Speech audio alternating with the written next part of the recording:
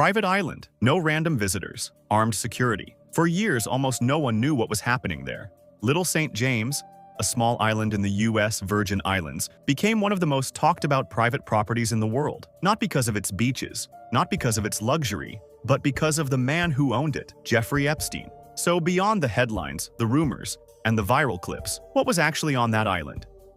Epstein purchased Little St. James in 1998 for a reported several $million. Over time, the island was transformed into a private compound designed for exclusivity and isolation. From aerial images and public property records, we can see a large main residence positioned on elevated ground overlooking the ocean. The villa appeared expansive, with multiple levels, balconies, and open terraces. Scattered across the island were several smaller guest houses. These structures were separate from the main residence, offering additional privacy for visitors. There were also staff quarters, maintenance buildings, and landscaped pathways connecting different parts of the property. 2 private docks allowed boats to approach the island directly. Reports have suggested that access was tightly controlled, and the property was known for its high level of security.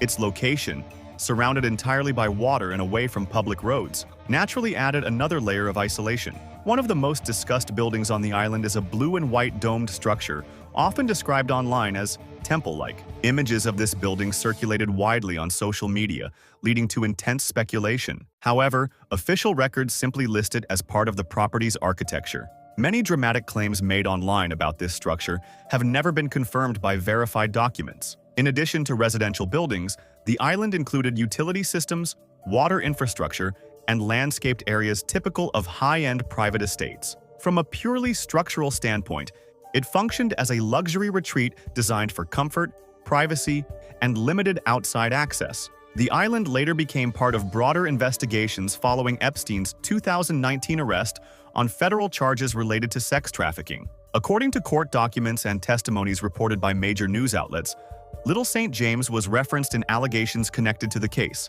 It's important to note that much of what is publicly discussed comes from legal filings, witness statements, and investigative reporting. After Epstein's death in 2019 while awaiting trial, civil lawsuits and estate proceedings continued. The island was eventually listed for sale and later sold to private investors, according to public reports. Plans have been mentioned about redevelopment, though detailed updates remain limited.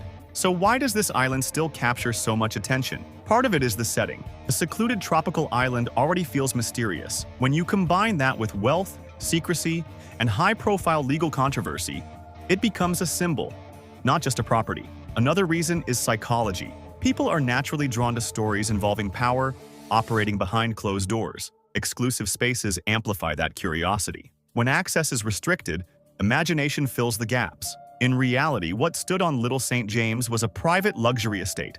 Villas, guest houses, docks, and support buildings. The controversy surrounding it comes not from the physical structures themselves, but from the allegations tied to its former owner and the broader legal case. Years later, the island remains a symbol of secrecy and unanswered questions. And that symbolism is a big reason why it continues to trend today.